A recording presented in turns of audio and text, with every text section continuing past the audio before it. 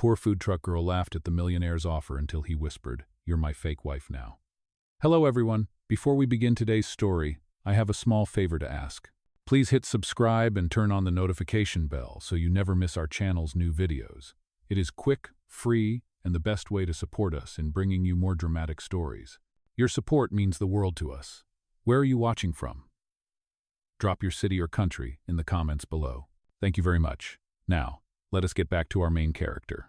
The smell of grilled tacos and melted cheese filled the air as Lena Alvarez wiped her forehead with the back of her hand.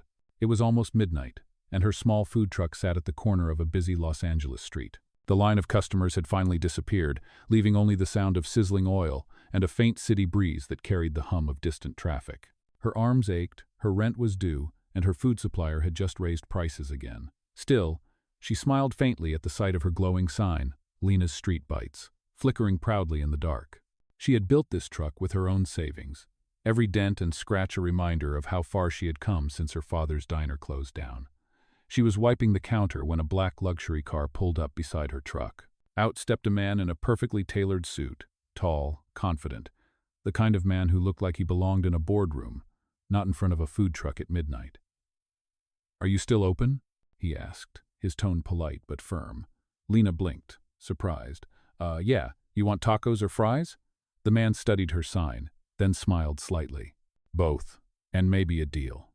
She laughed, thinking he was joking. "Sorry, I only sell food, not business partnerships." He looked at her with a calmness that made her uneasy. "That is exactly what I am offering." Lena handed him a tray of tacos, shaking her head. "You look like the kind of guy who eats at rooftop restaurants, not food trucks." He took a bite, his expression unreadable. "You are right, but I need something I cannot buy from a rooftop." "And what would that be?"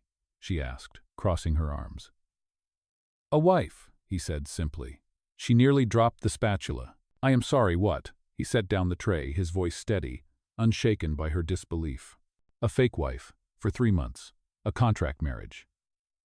Lena laughed out loud, thinking it was the weirdest pickup line she had ever heard. "You are serious? You do not even know me." "You saved me tonight," he said, glancing toward the other end of the street, where a crowd of reporters had gathered earlier before she chased them off, thinking they were harassing a customer. "If you had not stepped in, that scandal could have ruined my company's launch event. I owe you more than dinner." "So you pay debts by marrying strangers?" Lena teased, but her voice faltered when she saw his eyes. There was no humor there, only purpose. "I am a man who fixes problems," he said. "And right now, I need someone real to stand beside me for a few months. Someone the press cannot tear apart." "And you think that someone is a food truck girl who smells like chili powder?" she asked, half laughing, half nervous. "I think that someone is the only person who looked at me tonight and saw a human being, not a headline," he replied.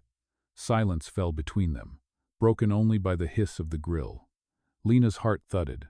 She should have told him he was crazy. But then she thought of the eviction notice taped to her apartment door, the hospital bills for her mother, the mounting debt. "What do you get out of this?" she asked finally. "Peace," he said simply. "And what do I get?" "Enough money to never worry about this truck again." His words hung in the air, tempting and impossible. Lena laughed again, softer this time, unsure if it was disbelief or fear. "You are out of your mind." He took out a small silver card and placed it on her counter. "Maybe. But if you change your mind, call me before sunrise." His gaze lingered a moment longer, then he turned and walked back to his car. The engine hummed, the taillights glowed red, and just like that, he was gone. Lena stared at the card resting in the puddle of taco sauce.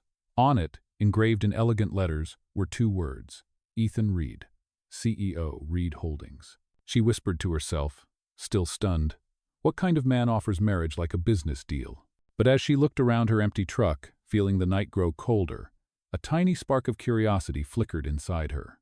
The next morning, Lena stared at the silver business card lying on her kitchen counter as sunlight slipped through the blinds. She had barely slept. The words Ethan Reed, CEO, Reed Holdings, gleamed back at her, daring her to make the call. She told herself it was ridiculous, that she was not the kind of girl who got mixed up in millionaire nonsense. But the landlord's voice from last night echoed in her head: rent due by Friday, no exceptions. Her mother's medicine bill sat unopened beside the card. Lena sighed, picked up her phone, and dialed. Ethan's voice was calm, steady, almost as if he had been waiting. "You called. I just want to hear what kind of crazy you are before I hang up," she said. He chuckled softly. "Meet me at the Reed Tower, 10th floor, in an hour. Bring your honesty. It is the only thing I am buying." She almost hung up, but something in his tone made her pause. An hour later, she stood in the marble lobby of Reed Holdings, feeling completely out of place in her faded jeans and coffee-stained jacket. Everything sparkled glass, steel, people in designer suits. A receptionist with a perfect smile offered her water, calling her Miss Alvarez, as if she belonged there. When the elevator doors opened, Ethan was waiting inside, dressed in the same tailored suit, his expression unreadable. "You came," he said.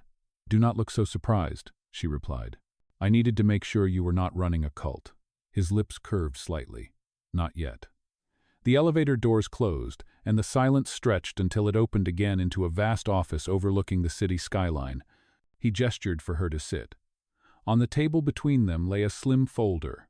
"This," he said, sliding it toward her, "is the agreement. A temporary marriage. 3 months. Appearances only. No intimacy. No interference in personal life. And a generous compensation at the end." She flipped through the pages, her eyes widening. The amount offered could pay her mother's hospital bills, replace her food truck, and still leave a safety cushion she had never dreamed of. "You are serious," she said quietly. "I am," Ethan replied. "My company is merging with a European firm. Their board wants to see stability, family values. My fiancé left last month, and I have no time for emotional replacements." Lena let out a slow laugh. "So you just hire a wife?" "I hire honesty," he corrected. "Someone who knows what it is like to fight for something real." His eyes met hers, and for a second, she forgot to breathe. "Why me?" she asked softly. "Because you said no first," he said. "That means you are not here for the money." She frowned, glancing at the paper again. "You do realize this is insane." "Completely," he said. "But sometimes the only way to fix chaos is to create a different kind of chaos." She shook her head, trying not to smile. "You sound like a motivational poster." "And yet, you are still here?" he replied. The clock ticked between them. Finally, she exhaled, the weight of her world pressing on her shoulders. "If I sign this," she said, "it stays business. No fairy tales, no surprises." "Agreed," Ethan said, extending a pen. "Then here is to business." Her fingers trembled slightly as she took the pen and scrawled her name across the bottom line. The sound of her signature seemed louder than it should have been, echoing against the glass walls. Ethan signed next, his handwriting precise and deliberate. He closed the folder, looked at her, and said simply, "Welcome to the deal, Mrs. Reed."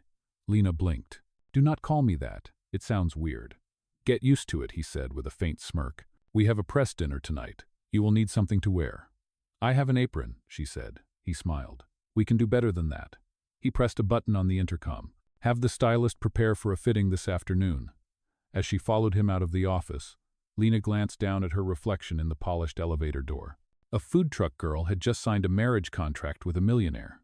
And for the first time, she could not tell whether she had made the smartest decision of her life or the biggest mistake. By late afternoon, Lena found herself standing in a glass-walled studio surrounded by clothes that probably cost more than her entire food truck. Stylists buzzed around her, measuring, pinning, adjusting. Ethan sat nearby, scrolling through his tablet, barely glancing up as a parade of dresses appeared. "I do not belong here," Lena muttered under her breath. The head stylist, a woman with sharp red nails and sharper eyes, smiled. "You will. Just give us 2 hours." When Lena stepped out wearing a sleek navy gown, even Ethan finally looked up. His eyes lingered for a moment longer than necessary before he said quietly, "It will work." "You mean I look expensive enough to fool your investors?" she replied dryly. "I mean you look like someone who belongs anywhere she decides to stand," he said, tone even. She rolled her eyes, but her heartbeat betrayed her. That night, they arrived at the Reed Foundation Gala, a sea of glittering gowns and champagne laughter. Cameras flashed as they stepped from the car, Ethan's hand resting lightly at the small of her back. Lena forced a smile. Inside, waiters floated by with silver trays, and journalists whispered behind flashing phones. Ethan leaned close enough for her to feel the warmth of his breath. "Remember the rules. Smile, hold my arm, say little, and stay close." "Yes, boss," she whispered back. He gave a small smile. "You will be fine." The crowd parted as they approached the stage. Ethan greeted board members, investors, faces that seemed carved from old money and entitlement. Every glance toward Lena was a quiet evaluation. Who is she? Where did she come from? Why her? She straightened her shoulders and offered a polite smile. One woman in pearls leaned over to whisper, "I heard they met in Europe." "We met over tacos," Lena said sweetly, watching the woman blink in confusion before moving away. Ethan almost choked on his champagne. "You are impossible," he murmured. "You hired me for honesty, remember?" she said, fighting a grin. When the speeches began, Ethan stood on stage, delivering his usual flawless presentation about innovation, leadership, and partnership. Lena watched him from the side, noting how his voice carried authority but his eyes softened when they met hers in the crowd. For a brief second, she forgot this was an act. After the applause, a journalist cornered her near the dessert table. "Mrs. Reed, how does it feel to be married to one of the most eligible bachelors in Los Angeles?" Lena froze. "Oh, it feels..." She glanced toward Ethan, who was deep in conversation across the room. "Busy?" she finished. "He works too much." The reporter laughed, jotting it down. "And how did you two meet?" Lena smiled, remembering his earlier warning to keep quiet, but the truth slipped out before she could stop herself. "He just showed up at my food truck one night, ordered tacos, changed my life." The woman's eyes widened. "That is romantic." "Sure," Lena said, "if you like contracts." The journalist blinked, confused. But before she could press further, Ethan appeared, gently guiding Lena away. "Do not feed the sharks," he whispered. "You should have told me your sharks wear heels," she shot back. "You handled it," he said softly. "You looked natural. I was terrified." "Good. That means you care." His words stayed with her as the night ended. Back in the car, the city lights painted her face in gold and shadow. "How did I do?" she asked, half teasing, half serious. "You were perfect," he said without looking at her. "Too perfect. People will start believing it." She turned toward the window, hiding a strange flutter in her chest. "Do you always sound like you are confessing and complimenting at the same time?" "Only when the truth makes things complicated," he replied. The car fell silent. Outside, Los Angeles shimmered like a city built on secrets. Inside, two strangers sat side by side, bound by ink and signatures, but something unseen had started to form, quiet and dangerous, between the spaces where words could no longer reach. In the weeks that followed the gala, Lena's life transformed into a blur of rehearsed smiles, public appearances, and endless fittings. Every morning began with her schedule delivered by Ethan's assistant, and every evening ended with her collapsing on the couch of the penthouse suite that now felt more like a museum than a home. She had traded the sound of her sizzling grill for the quiet hum of city lights outside the 38th floor. One afternoon, she stood before a wall of mirrors as another stylist pinned her hair for a corporate luncheon. Ethan watched from a distance, reviewing notes on his phone. "You do not have to stare," she said, catching his reflection. "Just making sure you do not run away," he replied. "You would miss me," she teased. "I would miss the good press," he countered, earning an eye roll from her. Yet there was a softness beneath his sarcasm that he could no longer hide. They attended meetings, ribbon cuttings, and interviews side by side. Lena learned how to shake hands with investors and how to nod politely when people called her elegant. She smiled on cue, but the moments she treasured most were the quiet ones in between the short rides in Ethan's car, the rare times he laughed at something real, the way his expression softened when she mentioned her mother. One evening, after a long charity dinner, they returned home to find the elevator stuck between floors. The hum of the city vanished, replaced by a low mechanical silence. "Well, that is comforting," she muttered. Ethan pressed the emergency button, then leaned back against the wall. "It will restart in a minute. You are calm for someone trapped in a metal box." "I spend half my life in boardrooms. This is nothing." She laughed lightly. "You really do not like losing control, do you?" "Not particularly," he admitted. "You?" "I have never had control to lose," she said. Their eyes met in the dim light. For the first time, neither of them had a role to play. He looked at her, really looked, and said quietly, "You make chaos look beautiful." The elevator jolted back to life, breaking the moment, but something had already shifted. Later that night, Lena found herself in the kitchen of the penthouse, barefoot and still in her gown, heating leftover soup. Ethan walked in, loosened his tie, and smiled faintly. "You cook in couture now?" "Old habits die hard," she said, sliding a bowl toward him. He tasted it and nodded. "Better than the caterers." "That is because I am not cooking for a headline," she said softly. He looked at her for a long moment, then set the spoon down. Lena, he said, his tone quieter now. Thank you. For what? For pretending well enough that I sometimes forget it is a lie. Her throat tightened. You should not forget. It keeps things simple. He smiled sadly. Simple stopped existing the moment you signed that paper. The next morning, she accompanied him to a charity event at a children's hospital.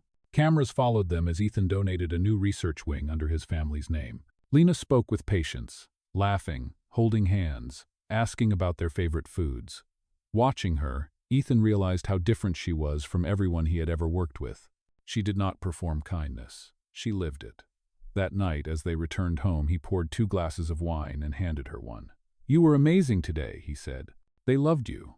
They loved the idea of us, she corrected. Do not confuse branding with affection. Maybe they are not the only ones confused, he said. Her eyes flicked up, meeting his. Ethan, she began, but he raised a hand. You do not have to say anything. I know what we agreed on. No fairy tales.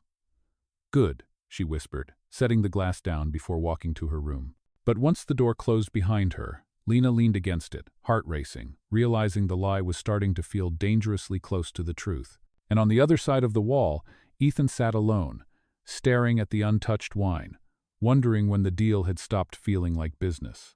The weeks passed, and the performance that had once felt like a costume began to blur with something dangerously real. Lena tried to remind herself that this was still a contract, still business, but the lines kept fading. Ethan had stopped calling her Mrs. Reed in public. Now he just said her name. Soft, deliberate, like it meant something. The tabloids called them the city's most unexpected couple, but inside their quiet penthouse, the truth was far messier. One morning, Lena woke to the smell of coffee and the sound of Ethan's voice on the phone. Cancel the morning briefing. I have something more important. He looked up when he saw her, his tone changing instantly. Breakfast, he said simply. You made coffee? She asked, half amused. I had help, he admitted, nodding toward the sleek coffee machine flashing in triumph. Still, I thought you might like a morning without cameras. For a moment, it almost felt normal. They sat across from each other at the long marble counter, sunlight spilling through the glass walls. Lena talked about her mother's recovery, about how she missed the smell of her food truck. Ethan listened, really listened, and it unnerved her. When she mentioned maybe reopening her business one day, he smiled. You should, he said. And when you do, make sure it has terrible parking. That way I will have an excuse to stop by. She laughed, shaking her head. You are impossible. So I have been told. That afternoon, they attended a corporate board luncheon, another event filled with sharp suits and sharper whispers. As they walked in, Ethan's arm around her waist, Lena could feel the curious stares slicing through her. Near the head of the table sat Victoria Hale, Ethan's ex-fiancée and one of the company's shareholders. Her expression was perfectly polished, but her eyes were ice. Ethan, Victoria said smoothly, standing to greet him. It has been a while, and this must be the wife everyone is talking about. Lena smiled politely. Guilty. How? Refreshing, Victoria replied, lips curving into something that was not quite a smile. The lunch was a battlefield disguised as fine dining. Every compliment was a hidden blade. When Victoria leaned close and murmured, Tell me, Lena, how did you two meet again? Lena met her gaze without flinching. He ordered tacos, she said calmly. I added salsa. The rest is corporate strategy. A ripple of laughter spread around the table, but Victoria's eyes darkened. Afterward, in the car, Ethan glanced at her, fighting a smile. You handled her better than I ever could. She does not scare me, Lena said. Women like that only fear one thing. What is that? Being replaced. Ethan looked at her then, and for a fleeting second, she saw something unguarded in his expression. That night, back at the penthouse, rain streaked the windows, and the city below glowed like molten glass. Lena stood by the balcony, the wind tugging gently at her hair. Ethan approached quietly, holding a small folder. What is that? She asked. Numbers, he said. Forecasts, budgets, projections. Things that make people think I am in control. And are you? Not even close, he said. You were brilliant today. I just spoke the truth. Exactly, he replied. You reminded them what that sounds like. He hesitated, then added, You reminded me too. The room felt smaller somehow, the air thicker. Lena turned toward him, their eyes meeting under the soft glow of city light. For a heartbeat, neither moved. The distance between them seemed fragile, like glass waiting to shatter. Then his phone buzzed, slicing through the moment. He stepped back, answering quickly, his tone hardening. "What do you mean the story leaked?" he said sharply. Lena froze. She could hear the muffled voice on the other end, the words fake marriage and contract cutting through the static.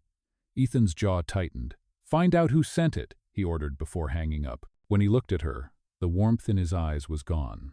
"Someone knows," he said quietly. "About us." Lena's chest tightened. "How?" "I do not know," he said, running a hand through his hair.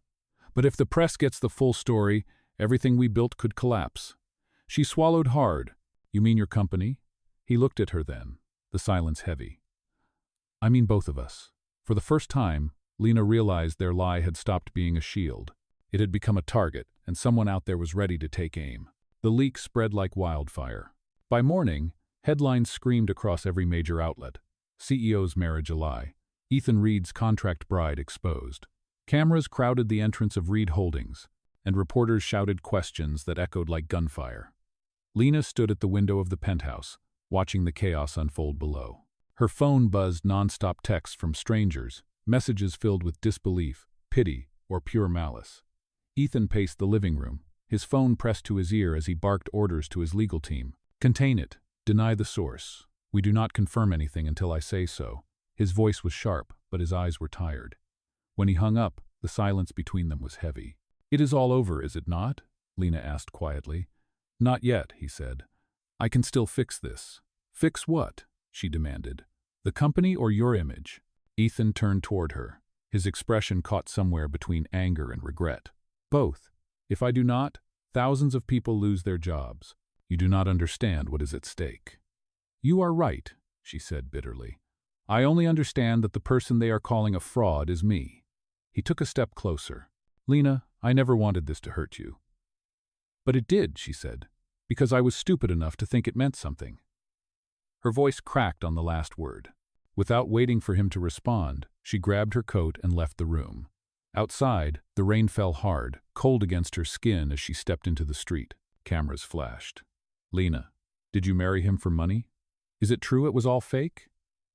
How much were you paid?" Each question felt like a knife. She pushed through the crowd, her heart pounding, and disappeared into the blur of the city. Hours passed before Ethan found her. She was sitting at the edge of the boardwalk, staring out at the gray Pacific, her food truck apron folded in her lap like a relic from another life. He approached quietly, his coat soaked through.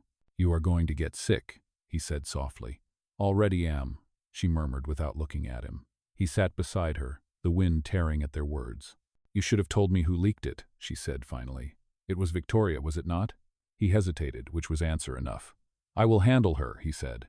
"She will be removed from the board by next week." "So that is it? You will fire her, give a press release, and everything goes back to normal?" "There is no normal anymore," he admitted. "Not for me."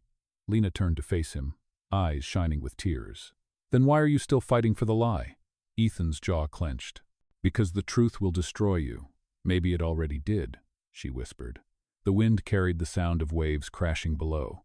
For a long time, neither spoke. Then Ethan reached into his coat and pulled out the marriage contract, the paper now wrinkled and smudged. "This started as protection," he said. "For me, for the company. But somewhere along the way, I stopped protecting the wrong thing." He handed her the document. "You can walk away, Lena. I will make sure you are safe. No one will ever bother you again." She looked down at the paper, then at him. "Is that what you want?" "What I want does not matter anymore," he said. "I made this mess. You deserve a life that is not built on my mistakes." She stood slowly, the contract trembling in her hands. "And what if I do not want to run?" He looked up, rain dripping from his hair, eyes full of disbelief. "Then you are a fool." "Maybe," she said. "But I am tired of pretending to be someone I am not. If they are going to hate me, I want it to be for something real." Before he could answer, she tore the contract in half. The sound was sharp, final, swallowed by the wind. Ethan rose, stunned. "Lena, it was never the paper that made this real," she said. "It was us, and we both forgot that." She walked past him, leaving the torn pages fluttering toward the water like broken promises. For the first time, Ethan did not chase after her.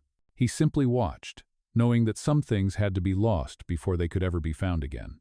Days turned into weeks, and the world moved on from the scandal, but Ethan Reed did not. The press found new stories. The headlines faded, yet his office felt emptier than ever. The penthouse, once filled with the sound of her laughter, was silent. He threw himself into work, expanding the company, traveling non-stop, doing everything except the one thing he truly wanted: finding her. Lena, meanwhile, had returned to her old neighborhood. She rented a small space on the east side, enough for a second-hand food truck she rebuilt with her own hands. The paint was chipped, the counter small, but it was hers. She served tacos to students and nurses, just like before, pretending she had never been Mrs. Reed, even for pretend. Still, every time a sleek black car passed by, her heart skipped, thinking it might be him. One rainy evening, she was closing up when a familiar voice spoke behind her. "Do you still make the salsa with extra lime?" She froze, turning slowly. Ethan stood there, drenched from the storm. No bodyguards, no cameras, just him. "You should not be here," she said softly. "I needed to see you," he replied. "I have something to say before it is too late." "You are late for a lot of things," she murmured.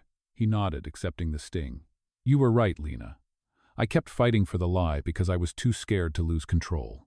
But the truth is, I lost everything the moment you walked away." She looked at him, eyes unreadable. "You have your company, your money, your empire. What else could you possibly lose?" "My chance to make things right," he said. He pulled a folded newspaper from his coat pocket and set it on the counter. The headline read, "Reed Holdings CEO steps down, donates shares to charity fund supporting small businesses." Lena blinked in shock. "You gave it up?" "It was time," he said. "You once told me people fear being replaced. I was one of them. I thought success defined me. But you taught me something else." His voice softened. "You taught me what it means to build, not buy." Rain drummed against the metal roof of her truck. For a long moment, neither spoke. Then Ethan said quietly, "If you still hate me, I will walk away right now. But if you have even one reason left to believe in me, tell me to stay." Lena stared at him, the man who had once turned her life upside down. Slowly, she reached beneath the counter and placed something on top, a small framed photo of her food truck's reopening, with a handwritten note taped to the corner. It read, "The best mistake I ever made." Ethan smiled faintly, his eyes shining. "Does that mean what I think it does?" "It means," she said, voice trembling but sure, "you can stay. But no contracts this time." He laughed softly, relief breaking through his composure. "Agreed. From now on, it is real." She handed him a taco, warm and dripping with salsa. "Welcome back to where it started," she said. He took a bite, closing his eyes as if tasting not just the food but forgiveness itself. Outside, the rain eased, and for the first time in months, both of them felt something they had almost forgotten: peace. Months passed, and life began to settle into a quiet rhythm that neither Ethan nor Lena had expected. They rebuilt their connection slowly, not as a contract or a performance, but as two people learning how to start again. Ethan spent his days helping local entrepreneurs through the charity he had founded, while Lena expanded her food truck into a small cafe, painted in warm colors and filled with the smell of fresh tortillas and roasted peppers. Sometimes he would stop by after meetings, loosen tie, sleeves rolled up, and help her serve customers. They argued, they laughed, and they learned how to exist in the same space without pretending anymore. One evening, as the sun dipped behind the Los Angeles skyline, the two sat on the cafe steps, eating dinner from paper plates. "You know," Lena said, nudging him with her shoulder, "you are terrible at cutting onions." "I am excellent at hiring people who can," he replied. "Besides, you only keep me around because I make your customers tip better." "Do not flatter yourself," she said with a grin, though her eyes softened as she looked at him. The easy banter faded into comfortable silence. For a long moment, all they heard was the distant sound of traffic and the clink of dishes being washed inside. Then Ethan reached into his jacket pocket and pulled out something small, a folded piece of paper. "What is that?" Lena asked. "An old habit," he said, unfolding it. It was a copy of their original marriage contract, or what was left of it. The ink had faded, and a coffee stain spread across the corner. "I kept it," he said simply, "not as a reminder of a deal, but of a promise I never made right." Lena looked down at the paper, her heart tightening. "Why are you showing me this?" "Because I want to rewrite it," he said. "No clauses, no conditions, just one line." He handed her a pen. "This time you write it." She stared at him, unsure whether to laugh or cry. You are serious? More than I was the first time, he said. She took the pen, hesitated, then wrote carefully across the bottom of the page. Two people who chose to stay, without rules, without fear. Ethan read the words slowly, then folded the paper again. That is the only contract I will ever sign. Lena smiled, tears glimmering in her eyes. You do realize this still will not hold up in court. Good, he said softly. That means it is finally real. He slipped the paper into his pocket, then reached for her hand. The sky above them turned from gold to indigo, and the first city lights began to flicker on. In that quiet moment, surrounded by the scent of food, laughter, and the heartbeat of the city, they understood something neither of them could put into words, that love, when built from broken pieces, could still create something whole. Lena leaned her head on his shoulder, and for once, there was no audience, no contract, no performance, just them, finally choosing each other without needing to pretend. A year later, the cafe on the corner of Maple and 7th was busier than ever. The sign above the door read Lena's Street Bites, but now, beneath it, a smaller plaque glimmered in the afternoon sunday. It said, "In partnership with the Reed Foundation, built from second chances." Inside, the walls were covered with photos of smiling customers, charity events, and handwritten notes from people whose small businesses had grown thanks to Ethan's new program. Lena moved through the space with effortless grace, apron tied at her waist, greeting regulars by name. Near the counter, Ethan was fixing the jammed register, pretending to know what he was doing. "You are going to break it," she said, crossing her arms. "It was already broken," he replied. "Just like your coffee machine that mysteriously stops working every time you touch it." She laughed. "Maybe the universe wants to remind you that you are not perfect." "You already do that," he said, smiling. They exchanged a look filled with warmth and the quiet understanding of two people who had walked through chaos and come out stronger. Later that evening, as the last customer left and the lights dimmed, Lena locked the door and turned to find Ethan standing by one of the tables. On it sat a small sketchbook, her old one, worn and soft at the edges. "Where did you find that?" she asked. "You left it in the food truck months ago," he said. "I thought it deserved a better ending than gathering dust."